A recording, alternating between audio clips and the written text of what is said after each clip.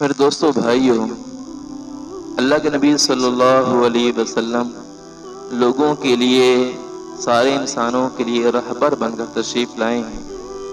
اللہ کے نبی صلی اللہ علیہ وسلم نے لوگوں کو جنت کا راستہ دکھایا ہے، اور اللہ کے نبی صلی اللہ علیہ وسلم کے سینے میں وہ سلگتی ہوئی آگ کہ لوگ جہنم سے بچ کر جنت میں جانے والے بن جائیں۔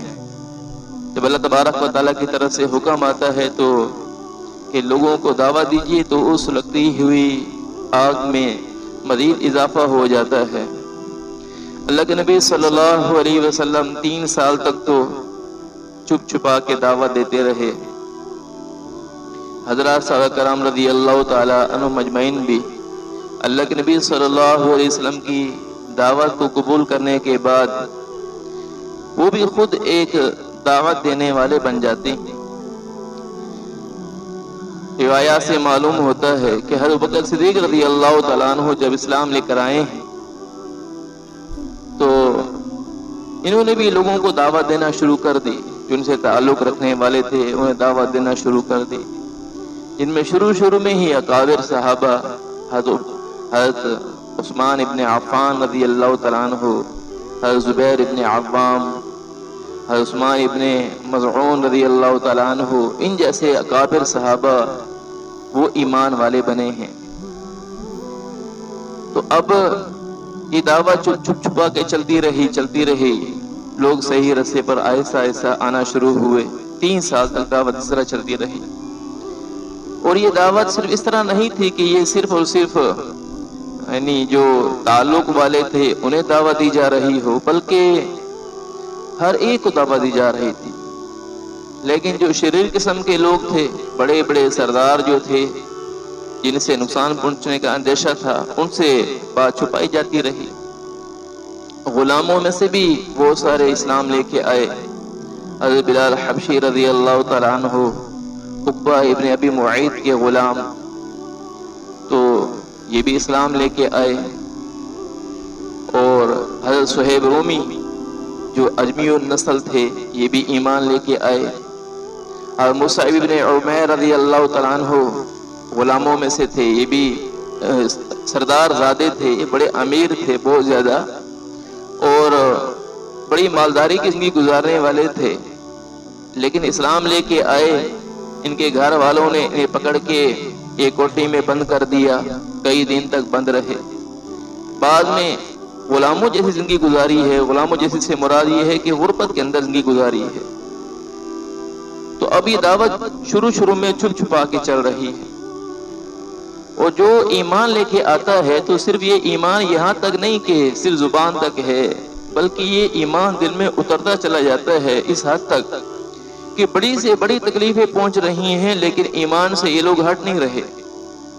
حضرت بلال حبشی رضی اللہ تعالیٰ عنہ ایمان لے کے آئے تو عقبہ ابن ابی معیط کیا کرتا تھا کہ انہیں تپتے ہوئے صحرا میں گرم ریت پر لٹا دیتا تھا، اور انہیں اور سزائیں دینے کے ساتھ ساتھ کبھی یہ کرتا کہ مکہ کے شریر لڑکوں کے حوالے کر دیتا، وہ ان کو گلی کوچے میں گھسیٹتے پھرتے تھے، اور کبھی یوں کرتا کہ ان کو لوہے کا لباس وہ پہنا کر ان کو دھوپ میں سخت تیز دھوپ کے اندر بٹھا دیتا تھا۔ اب اندازہ لگائیے کہ ایک لوہے کی چیز جب اسے دھوپ میں رکھا جاتا ہے کس قدر تپ جاتی ہے کہ آدمی اس کو ہاتھ میں لگا سکتا ہے۔ جب ایک لوہے کا لباس پہنا دیا گیا ہو اور دھوپ میں بٹھا دیا گیا ہو، کتنی شدید تکلیف ہوگی۔ ہمارا کہنا آسان ہے، سننا آسان ہے، جن پر بیتتی تھی ان سے پوچھا جائے کہ وہ کتنا صبر کرتے تھے اس پر۔ حضور صلی اللہ علیہ وسلم قریب سے گزرتے تو آپ صلی اللہ علیہ وسلم فرماتے تھے پریشان نہ ہو، اللہ تبارک و تعالیٰ دیکھ رہے ہیں، اللہ تبارک و تعالیٰ تمہیں جنت عطا فرمائیں گے، ان سارے تکلیفوں پر تمہیں اللہ تعالیٰ جنت عطا فرمائیں گے۔ تو اب اس طرح سخت سے سخت تکلیفیں دی جا رہے ہیں، لیکن اسلام پر ایسے جمع ہوئے کہ حضرت بلال حبشی رضی اللہ تعالیٰ عنہ کی زبان پر یہی لفظ جاری ہے، احد احد، معبود تو ایک ہی ہے، اللہ تبارک و تعالیٰ ہی ساری کائنات کے تن تنہا رب ہیں، ان کے علاوہ کوئی اور معبود نہیں ہو سکتا۔ ایمان پر جمع ہوئے، اب 3 سال تک اس طرح دعوت کا سلسلہ چلتا رہا. جب 3 سال گزر گئے، اب اللہ تبارک و تعالیٰ کی طرف سے اللہ کے نبی صلی اللہ علیہ وسلم کو حکم ہوا کہ اب اس دعوت کو عام کرنا چاہیے. اور سب سے پہلے جو اللہ تبارک و تعالیٰ کی طرف سے حکم نازل ہوا ہے وہ یہ ہوا کہ وَأَنذِرْ عَشِيرَتَكَ الْأَقْرَبِينَ، اپنے جو قریبی رشتہ دار ہیں ان کو اللہ تبارک و تعالیٰ کا خوف دلائیے. اب اللہ کے نبی صلی اللہ علیہ وسلم نے قریبی جو رشتہ دار تھے لوگ تھے ان کو جمع کرنا شروع کیا. حضرت عباس، حضرت حمزہ، حضرت ابو طالب، یہ حضرات یہ بھی وہاں تشریف لائے. ابو لہب یہ بھی اس مجلس میں تھا. تو اب اللہ کے نبی صلی اللہ علیہ وسلم نے لوگوں سے فرمایا، چونکہ آپ صلی اللہ علیہ وسلم تو امانت دار مشہور تھے، صادق سچے مشہور تھے، تو آپ صلی اللہ علیہ وسلم نے لوگوں کی دعوت کی. اور اللہ تبارک و تعالیٰ نے یہ معجزہ فرمایا کہ جب لوگوں کے اللہ کے نبی صلی اللہ علیہ وسلم نے وہ تھوڑے سے گوشت کے ساتھ وہ تھوڑی سی روٹی وہ تھوڑا سا دودھ لوگوں کے سامنے پیش کیا، یہ کوئی 40 یا 45 آدمی جمع ہو گئے تھے. تو اللہ کے نبی صلی اللہ علیہ وسلم نے اتنے تھوڑی سی چیزوں کے ساتھ ان کی دعوت کی. لوگ کھانے کے لیے بیٹھے تو سارے لوگ سیر ہو کے سب نے کھایا. تھوڑا سا یعنی 40-45 آدمیوں نے سیر ہو کر کھایا. یہ اللہ تبارک و تعالیٰ نے معجزہ دکھایا. اب اللہ کے نبی صلی اللہ علیہ وسلم نے فرمایا، حمد و ثنا فرمائی. پھر آپ صلی اللہ علیہ وسلم نے فرمایا کہ دیکھو کوئی آدمی بھی اپنے خاندان والوں کو دھوکہ نہیں دے سکتا.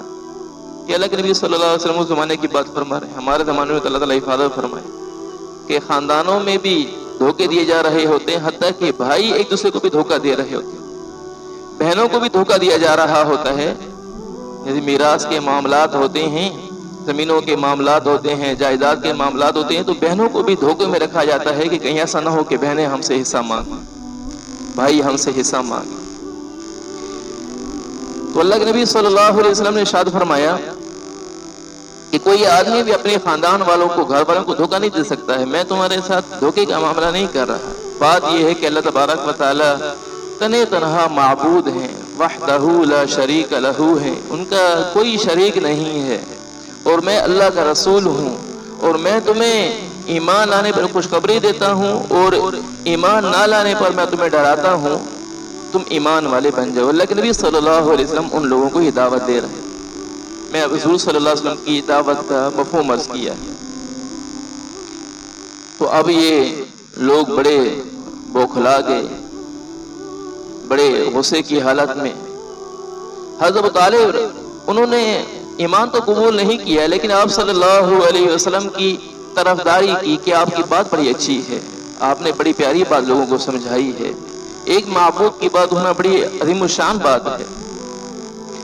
اور آپ صلی اللہ علیہ وسلم کے جو چچا تھے ابو لہب وہ مشتعل ہو گیا، بڑے غصے کے الفاظ بولتا ہوا وہاں سے اٹھ کر چلا گیا.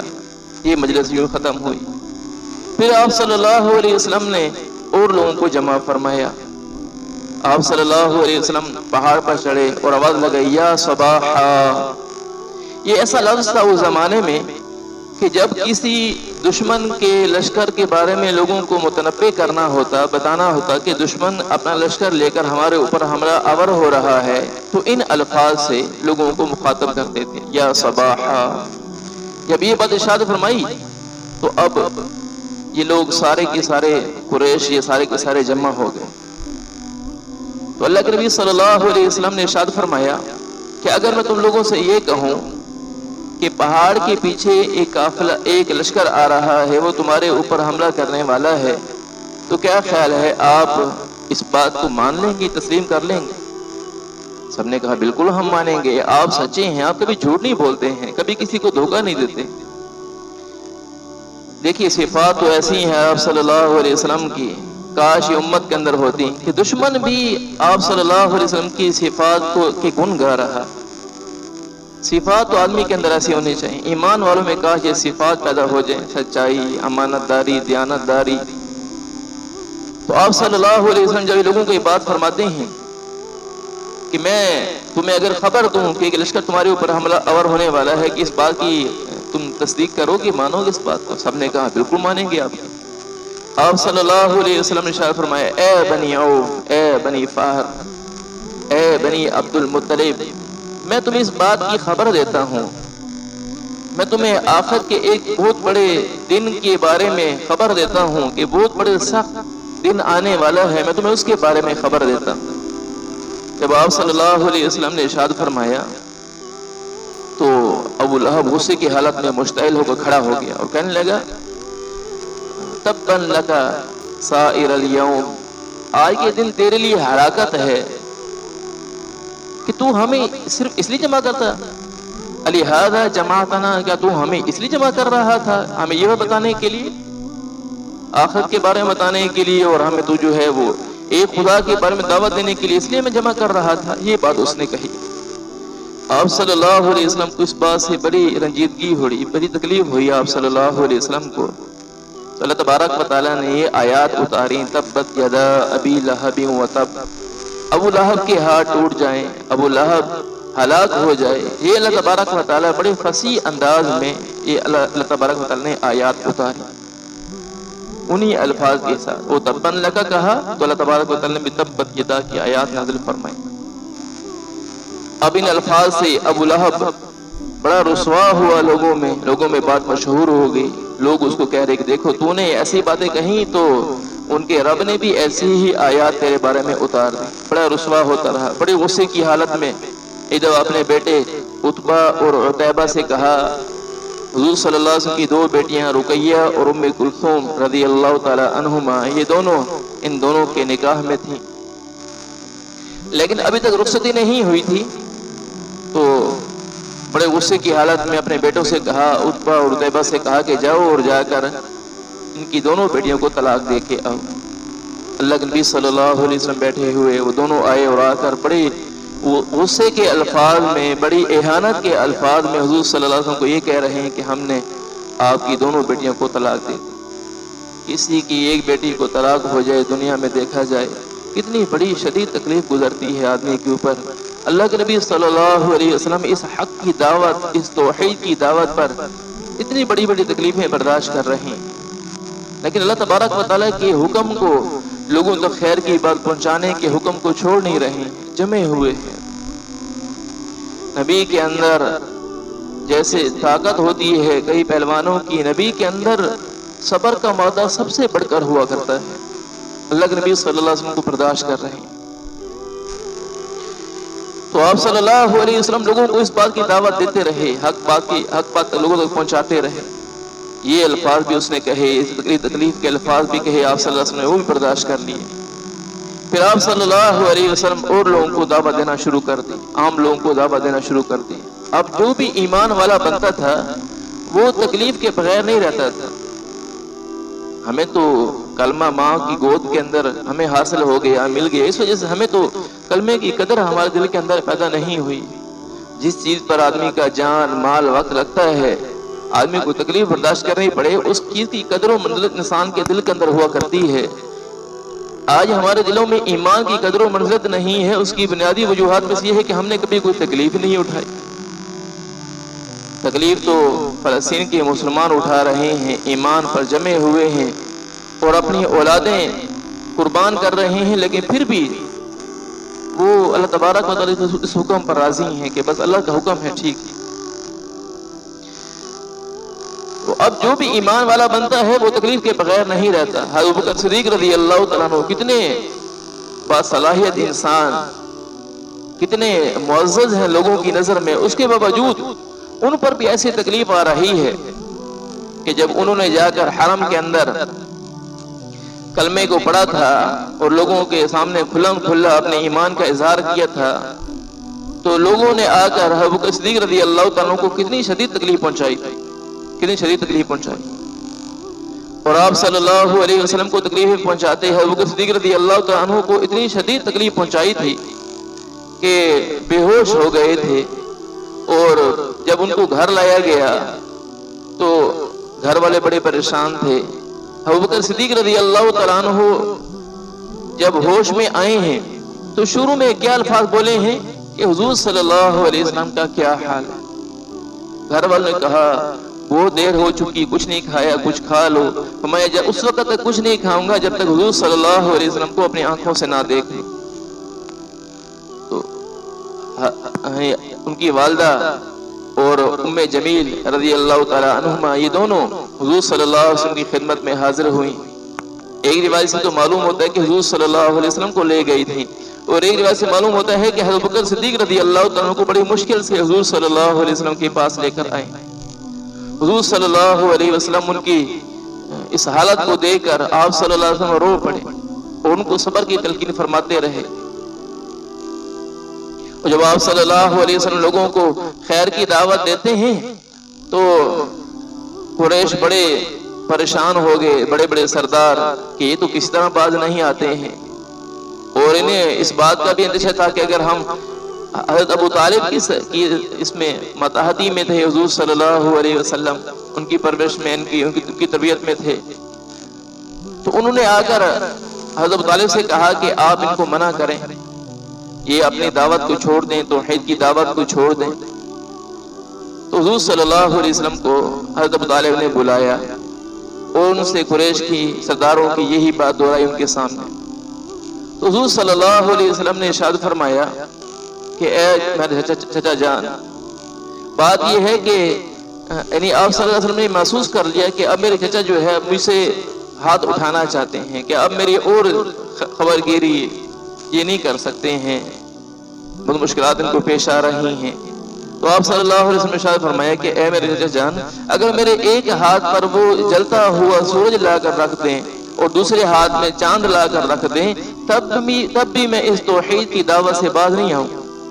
یہ اللہ کا حکم ہے، میں اس اللہ کے حکم کو چھوڑ نہیں سکتا ہوں۔ تو آپ صلی اللہ علیہ وسلم وہاں سے رو کر چل پڑے۔ تو حضرت ابو طالب نے حضور صلی اللہ علیہ وسلم کو دوبارہ بلوایا اور یہ کہا کہ آپ پریشان نہ ہوں، جیسے بھی حالات ہیں آپ اپنی دعوت کو چلاتے رہیں، میں آپ کا ساتھ دوں گا، آپ کا کسی حال میں بھی آپ کو چھوڑوں گا نہیں۔ ایک دفعہ حضور صلی اللہ علیہ وسلم بیت اللہ کا طواف کر رہے تھے، تو طواف کرتے کرتے ہر چکر پہ جب آپ صلی اللہ علیہ وسلم گزرتے تھے تو قریش کے بڑے بڑے سردار وہاں بیٹھے ہوئے تھے، وہ آپ صلی اللہ علیہ وسلم پر آوازیں کستے، کوئی کیا کہہ رہا، کوئی کیا کہہ رہا، جیسے انہوں نے مکہ کے بچوں کو حضور صلی اللہ علیہ وسلم کے پیچھے لگا رکھا تھا کہ آپ صلی اللہ علیہ وسلم کو شاعر کہیں، مجنون کہیں، اعوذ باللہ من ذالک، ایسے الفاظ بولتے تھے آپ صلی اللہ علیہ وسلم کے بارے میں، حتیٰ کہ غلام تک، یعنی لوگوں کے سرداروں کے جو غلام ہوتے تھے وہ بھی جہاں سے حضور صلی اللہ علیہ وسلم گزرتے تھے تو وہ پیچھے سے آوازیں کستے، مختلف الفاظ بولتے تھے۔ ابو لہب کو جہاں بھی معلوم ہو جاتا کہ حضور صلی اللہ علیہ وسلم وہاں تشریف لے کے دعوت دینے کے لیے، پیچھے پہنچ جاتا اور جا کر حضور صلی اللہ علیہ وسلم کو برا بھلا کہنا شروع کر دیتا۔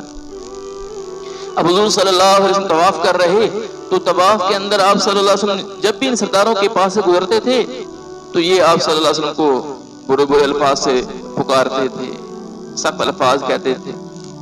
جب ایک دو تین چکر گزر گئے تو اس کے بعد حضور صلی اللہ علیہ وسلم وہاں سے گزرنے لگے تو یہ سردار اٹھے اور آ کر انہوں نے حضور صلی اللہ علیہ وسلم کو تکلیف دینا شروع کر دیا، مارنا شروع کر دیا۔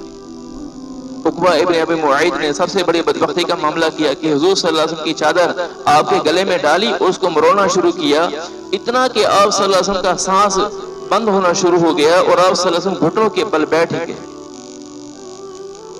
ابو بکر صدیق رضی اللہ تعالیٰ عنہ وہاں پر آئے تو انہوں نے دیکھا کہ حضور صلی اللہ علیہ وسلم کے ساتھ یہ معاملہ ہو رہا ہے۔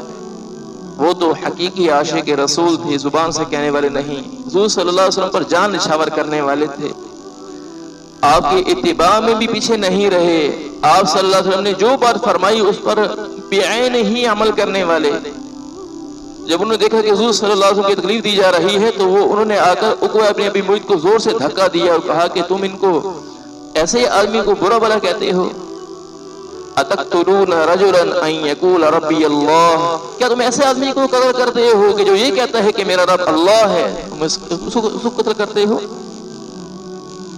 تو انہوں نے حضور صلی اللہ علیہ وسلم کو چھوڑ کر ابو بکر صدیق رضی اللہ تعالیٰ عنہ کو مارنا شروع کر دیا۔ اس طرح ایمان والے جو حضور صلی اللہ علیہ وسلم پر ایمان لے کے آتے تھے یا حضور صلی اللہ علیہ وسلم، یہ سارے حضرات ہی تکلیفیں برداشت کرتے رہے، اس طرح ایمان کی دعوت چل رہی۔ اللہ تبارک و تعالی ہمیں بھی حضور صلی اللہ علیہ وسلم کا جو درد غم تھا امت کے بارے میں کہ لوگ جہنم سے بچ کر جنت میں جانے والے بن جائیں، وہ صرف درد غم دل میں لے کر نہیں پھرتے تھے بلکہ وہ جا کر لوگوں کو حقیقتاً خیر خواہی پر لانے کی کوشش بھی کرتے تھے۔ اگرچہ ہم ایک دوسرے کی خیر خواہی کرتے ہوں، دل کے اندر ہمارا دل کے اندر درد غم ہو لوگوں کے بارے میں کہ لوگ نماز نہیں پڑھتے، لوگ عبادات پر نہیں ہیں، لوگوں کے معاملات ٹھیک نہیں ہیں، لوگ صحیح راستے پہ آ جائیں، ہمارے دل میں درد غم ہے تو ہم جا کر حضور صلی اللہ علیہ وسلم کی سنت پہ عمل کرتے ہوئے لوگوں کو جا کر خیر پر لانے کی کوشش کریں، سمجھائیں، ان کو آخرت یاد ہے۔ اللہ تبارک و تعالی ان باتوں پہ عمل کی توفیق نصیب فرمائے۔